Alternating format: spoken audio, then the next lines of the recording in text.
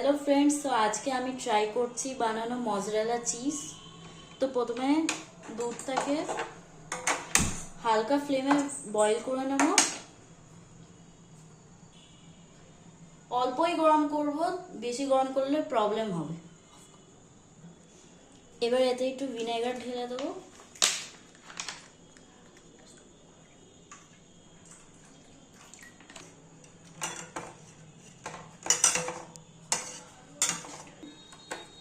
এটাকে ফাটিয়ে দিয়েছি, এবার এটাকে তুলে নেব।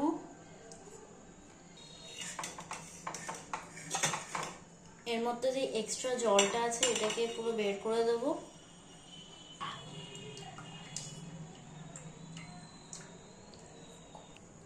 এবার যেই জলটা বাঁচলো ওর মধ্যে একটু নুন দিয়ে দেব।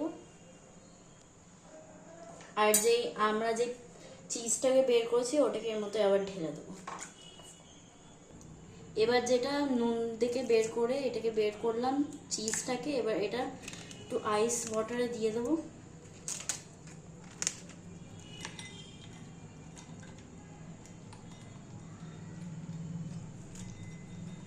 এবার এটাকে 5 মিনিটের জন্য ছেড়ে দেবো।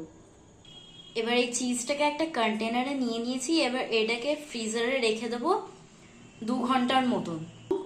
তারপর এটা পার্ট 2-তে তোমাদের দেখো যে কেমন হয়েছে। সো টাটা, বাই বাই।